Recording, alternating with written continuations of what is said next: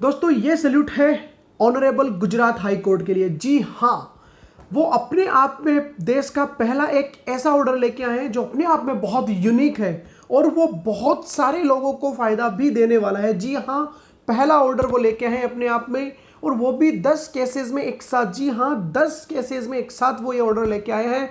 बहुत ही काबिल तारीफ है, बहुत ही अप्रिशिएबल, बहुत ही लाउडेबल जजमेंट है ये जजमेंट बात करता है इनपुट टैक्स क्रेडिट के रिफंड के बारे में। तो दोस्तों सीधे इस जजमेंट पे आने से पहले मैं थोड़ा सा बेस तैयार करना चाहूँगा आप लोगों के लिए, तो कोशिश करना कनेक्ट होने की। तो दोस्तों बेस ये है कि जीएसटी में एक सेक्शन है सेक्शन 54 सबसेक्शन 3, वो बात करता है इनपुट रिफंड की। जो आपके पास इनपुट पड़ा है उसका क्या आपको जीएसटी में रिफंड मिल सकता है या नहीं मिल सकता है। जो इनपुट इकट्ठा हो गया है, एक्यूमुलेट हो गया है, अनयूटिलाइज्ड है क्योंकि वो यूज़ नहीं कर पाए हो आप, क्यों नहीं कर पाए हो उसका भी रीजन दिया है सेक्शन 54 में कि अगर इन दो कारणों की वजह से आप वो इनपुट यूज़ नहीं हो पाया है और एक्यूमुलेट होता होता बहुत बड़ा अमाउंट वो हो गया है तो हम आपको उसका रिफंड दे देंगे। अब वो कौन से दो कारण हैं जो अलाउ कर रखे हैं जीएसटी कानून में। पहला कारण है जो कि सेक्शन 54 सबसेक्शन 3 में आप जाके पढ़ सकते हो। पहला रीजन है कि अगर आपने जीरो रेटेड सप्लाई करी है। जीरो रेटेड सप्लाई का मतलब या तो आपने एक्सपोर्ट किया है या फिर एसईजेड यूनिट या एसईजेड डेवलपर को सप्लाई किया है without payment of tax. Without payment of tax का मतलब सेल पे आपने किसी तरीके का कोई टैक्स नहीं दिया, सामने वाली पार्टी से आपने कलेक्ट नहीं किया, इसकी वजह से आपने जो परचेज किया था उस पर आप जो इनपुट टैक्स का पेमेंट करके आए थे वो आपका अक्यूमुलेटेड रह गया, वो आपका इकट्ठा रह गया, तो हम आपको उसका रिफंड दे देंगे। दूसरा कौन सा केस जिसकी वजह से आपका इनपुट इकट्ठा हुआ? दूसरा केस है जो अलाउड है इन्वर्टेड ड्यूटी स्ट्रक्चर। अगर इन्वर्टेड ड्यूटी स्ट्रक्चर की वजह से आपका इनपुट एक्यूमुलेट हो रहा है तो हम आपको उसका भी रिफंड दे देंगे। अब जो लोग इन्वर्टेड ड्यूटी स्ट्रक्चर को फेस कर रहे होंगे भी वो तो समझ गए होंगे कि इन्वर्टेड ड्यूटी स्ट्रक्चर क्या है, बट जो लोगों ने आज तक फेस नहीं किया उनको मैं बता दूं, इन्वर्टेड ड्यूटी स्ट्रक्चर का मतलब ये होता है कि मेरे जो इनपुट पे रेट है वो मेरे आउटपुट पे रेट से ज़्यादा है। लेट सपोज मैं जो मैं गुड्स खरीद रहा हूँ उस पे मेरी रेट है 18% और जो मैं उससे कुछ बना के बेच रहा हूँ उस पे मेरी रेट है 12%। या फिर जब मैं गुड्स खरीद के ले आया हूँ तब 18%, जब मैं बेच रहा हूँ तो वो 12% है। ये होता है इन्वर्टेड ड्यूटी स्ट्रक्चर। ये जो मैंने अभी बोला है कि आपको ऐसे की ऐसे लाया और सेम गुड्स को ऐसे कैसे बेच रहा हूँ, इसको आप याद रखना। एक सर्कुलर हम एंड में डिस्कस करेंगे कि इस पे एक सर्कुलर आया है कि इस वाले केस में हम आपको रिफंड नहीं देंगे, तो ये याद रखना आप। सर्कुलर हम एंड में डिस्कस भी करेंगे। तो पहला केस जीरो रेटेड सप्लाई, दूसरा केस इन्वर्टेड ड्यूटी स्ट्रक्चर। तो जीरो रेटेड सप्लाई के रिगार्डिंग ये ऑर्डर नहीं है तो हम जीरो रेटेड सप्लाई को भूल जाते हैं। अब बात करते हैं इन्वर्टेड ड्यूटी स्ट्रक्चर कि इन्वर्टेड ड्यूटी स्ट्रक्चर से कैसे रिलेटेड है ये ऑर्डर। तो सबसे पहले 54(3) में हमें अलाउ किया गया कि आपको इन्वर्टेड ड्यूटी स्ट्रक्चर की वजह से अगर आपका इनपुट एक्यूमुलेट हो रहा है तो हम आपको रिफंड दे देंगे। साथ में हमें देखना पड़ेगा रूल नंबर 89 सब रूल 5, उसमें उन्होंने मैक्सिमम कितना रिफंड आपको मिल सकता है उस रिफंड की एक कैलकुलेशन दिया है, एक फॉर्मूला दिया है दोस्तों। तो कुछ दिन जब जीएसटी एक्ट इनेक्ट हुआ था तब उस फॉर्मूले में यह था कि जो हम टोटल इनपुट आपका जो एक्यूमुलेट हुआ है उसके जब कैलकुलेशन हम करेंगे तो उसमें हम गुड्स की वजह से जो आपका इनपुट हुआ है वो कैलकुलेट भी करेंगे और आपने कोई सर्विस ली है उसकी वजह से आपका कोई इनपुट एक्यूमुलेट हुआ है वो भी कैलकुलेट करेंगे। मतलब वहाँ एक फॉर्मूला है नेट आईटीसी, उस नेट आईटीसी को किसी मल्टीप्लायर से मल्टीप्लाई करते हैं। तो उस नेट आईटीसी के फॉर्मूले में जब जीएसटी एक्ट इनेक्ट हुआ था तो कोई हम गुड्स ले रहे हैं, कोई इनपुट ले रहे हैं, उसका भी रिफंड अलाउड था और इनपुट सर्विसेज पे जो जीएसटी हम पे करके आए हैं उसका भी रिफंड अलाउ था। जी हाँ, उसका भी रिफंड अलाउ था 89(5) के अकॉर्डिंगली जब जीएसटी एक्ट आया था। लेकिन सरकार ने क्या किया, 18 अप्रैल 2018 से एक नोटिफिकेशन लेके आए, वो 21/2018। उस नोटिफिकेशन से उन्होंने ये बोला कि भैया वहाँ जो नेट आईटीसी है उसमें से हम इनपुट सर्विस वर्ड को उड़ा रहे हैं, तो अगर इनपुट सर्विस की वजह से आपका इनपुट इकट्ठा हुआ है, जीएसटी का अक्यूमुलेट हुआ है, तो उसका रिफंड हम आपको नहीं देने वाले हैं। अगर इनपुट की वजह से, गुड्स की वजह से आपका इनपुट इकट्ठा हुआ है तो ही हम आपको रिफंड देंगे। अब आप लोग लिंक कर पा रहे होंगे कि इसमें सबसे ज़्यादा दिक्कत आती है जो ई कॉमर्स वेबसाइट्स के थ्रू गुड्स सेल करते हैं। क्यों?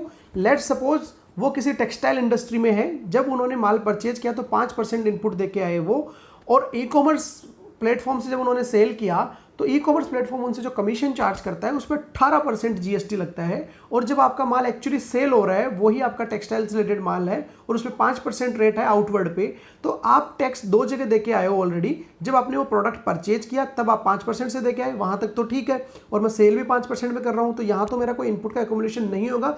लेकिन उसको सेल करने की प्रोसेस के लिए मुझे ई कॉमर्स प्लेटफॉर्म की हेल्प लेनी पड़ी। उसके लिए मुझे ई कॉमर्स प्लेटफॉर्म वाले को 18% से जीएसटी देना पड़ा।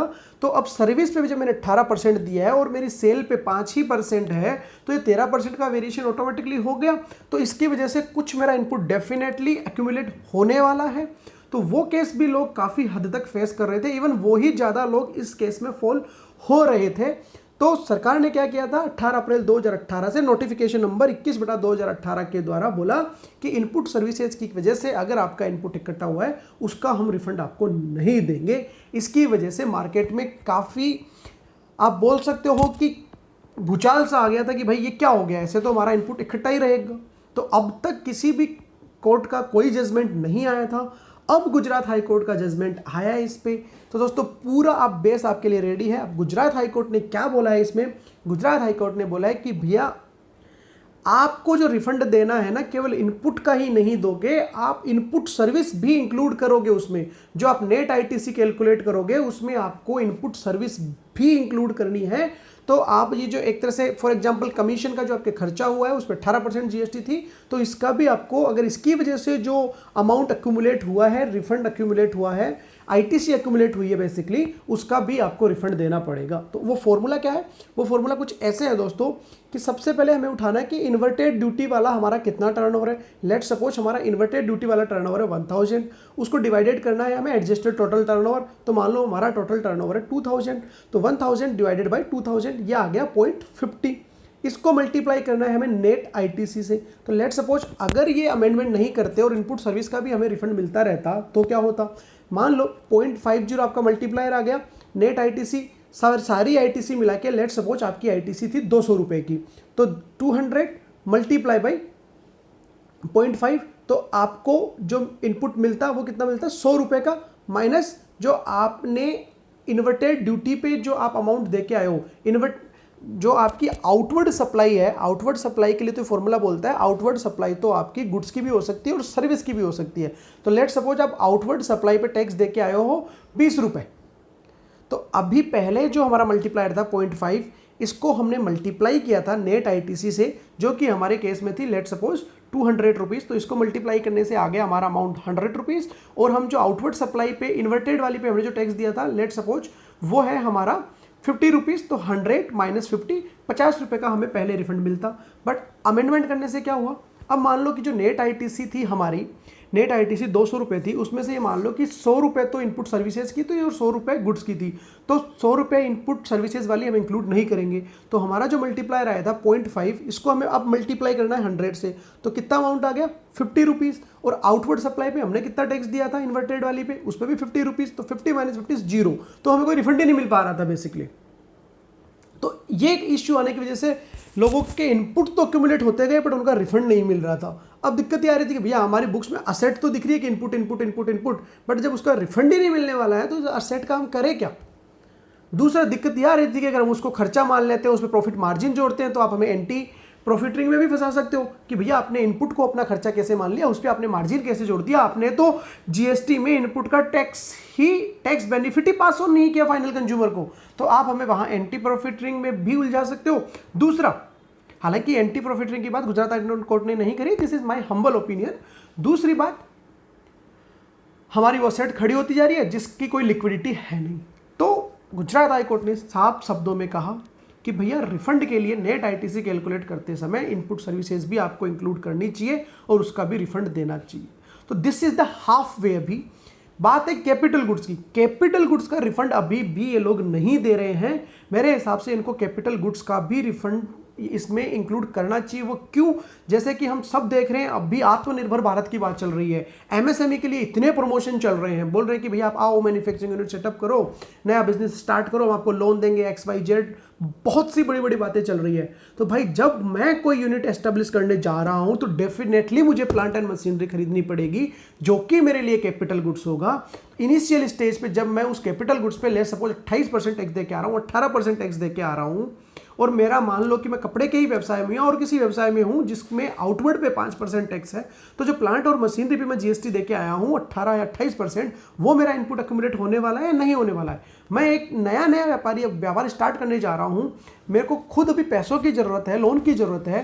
वो लोन लेने के बाद मैंने कोई असेट परचेज करी, कोई प्लांट एंड मशीनरी परचेज करी, और उसका 18% अमाउंट, उस लोन का 18% अमाउंट तो मेरा ब्लॉक हो गया सरकार के पास नेट आईटीसी में। तो क्यों नहीं आप हमें कैपिटल गुड्स का रिफंड देना चाहते हो? हाँ, जब हम वो कैपिटल गुड्स सेल करेंगे तब आप हमसे उस पर जीएसटी लोन कौन मना कर रहा हो? लेते ही हो तो आप। तो आई बिलीव गवर्नमेंट को इसमें कैपिटल गुड्स पे भी इंक्लूड करना चाहिए, और अब इस केस के अगेंस्ट सुप्रीम कोर्ट में ना जाके फिर से रूल बनाना चाहिए, उस रूल में चेंज करना चाहिए कि हम आपको रेट्रोस्पेक्टिव डेट से 1 जुलाई 2017 से इसका रिफंड देंगे। साथ में ये भी इंक्लूड होना चाहिए कि जीएसटी रिफंड की जो ड्यू डेट है वो 2 साल होती है टैक्स पीरियड से। तो बहुत से लोगों को अब ये भी इश्यू आने वाला है कि भैया 17-18 की तो ड्यू डेट जा चुकी है, उसका हम क्या करें, इस ऑर्डर में कैसे अप्लाई करें? तो गवर्नमेंट को उसमें भी विचार करना चाहिए, उस बात पे भी विचार करना चाहिए। अब बात करते हैं दोस्तों उस सर्कुलर की जो मैं आपको हाफवे में छोड़ के आया था। क्या सर्कुलर? सर्कुलर नंबर 135 जो कि आया था आपका 31 मार्च 2020 को। उस सर्कुलर के पैराग्राफ 3 अगर आप जाके पढ़ोगे ना, तो किसी ने कंसर्न रेज किया। ये कंसर्न ये था कि सर मैंने लेट सपोज 1 तारीख को कोई माल खरीदा और उसको मैंने बेचा 15 तारीख को। जब 1 तारीख को मैंने माल खरीदा तब उसकी रेट थी 28%, और जब 15 तारीख को मैंने उस माल को बेचा तब उसकी रेट हो गई 28 से कम, लेट सपोज 12%। अब ये जो 16% का डिफरेंस है, ये तो मेरा इनपुट इकट्ठा हो गया, तो डेफिनेटली 54(3) में ये इनपुट इन्वर्टेड ड्यूटी स्ट्रक्चर में आना चाहिए। लेकिन सरकार ने सर्कुलर के माध्यम से बोला कि नहीं भैया, ये 54(3) में हम इंक्लूड नहीं करेंगे। 54(3) में अगर एज सच गुड सेल हो रहा है ना, हम वो इंक्लूड नहीं करेंगे। कुछ ना कुछ काम हो इसका मतलब ये है, मतलब कुछ ना कुछ मैन्युफैक्चरिंग हो इसका मतलब तो ये हुआ। वो वर्ड तो कहीं 54(3) में यूज हुआ नहीं है, बट सर्कुलर के माध्यम से उन्होंने ये बोल दिया कि अगर आपका इन्वर्टेड ड्यूटी स्ट्रक्चर हुआ है, आपके आउटपुट पे टैक्स कम हुआ है इनपुट की बजाय, और वो आप गुड्स एज सच बेच रहे हो ऐसे की ऐसे, और वो एक ही केस हो सकता है एज सच बेचने का और इनपुट और आउटपुट में डिफरेंस होने का। भाई आज मैंने ये जो शर्ट पहन रखी है ये मैंने खरीदी, इसका बिजनेस है मेरा, ये मैंने खरीदी और मैंने 10 दिन बाद बेच दी, तो ये एज सच मैंने ऐसे कैसे बेच दी? अब इस पर रेट डिफरेंस कैसे आ सकता है? जब मैंने खरीदी थी तब 5%, जब बेची थी तब मैंने 5%, तो रेट डिफरेंस कब आएगा? कि बेचते टाइम हो सकता है इसकी रेट और गिर गई हो, सरकार ने इसकी रेट कम कर दी हो। तो ऐसे केसेस में गवर्नमेंट ने बोला कि हम एज सच अगर आप गुड सेल कर रहे हो तो उसका हम आपको रिफंड नहीं देंगे। अब आप मेरे को एक छोटी सी चीज़ बताओ, मैंने 100 करोड़ का माल खरीद लिया 28% रेट पे, 10 दिन बाद उसकी रेट घट के हो गई 5%, तो 100 करोड़ का जो 23% है, 23 करोड़ रुपए का मेरा इनपुट एक्यूमुलेटेड रह गया, उसका क्या?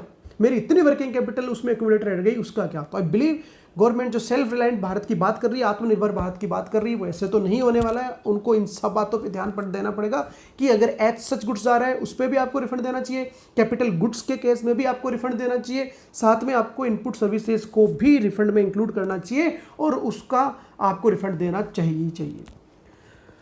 इसी के साथ मैं ये वीडियो यहाँ पे साइन ऑफ करता हूँ दोस्तों। अगर आपको कोई भी डाउट है इनपुट रिफंड से रिलेटेड तो प्लीज़ आप हमारे साथ कमेंट बॉक्स में शेयर करें, हमें खुशी होगी आपका डाउट सोल्व करने में। मिलते हैं किसी नए वीडियो में, किसी नई अपडेट के साथ, किसी नई जानकारी के साथ। तब तक के लिए हमारे चैनल को लाइक करें, सब्सक्राइब करें और बेल आइकन पर क्लिक करना ना भूलें। Thank you so much. जय हिंद, जय भारत।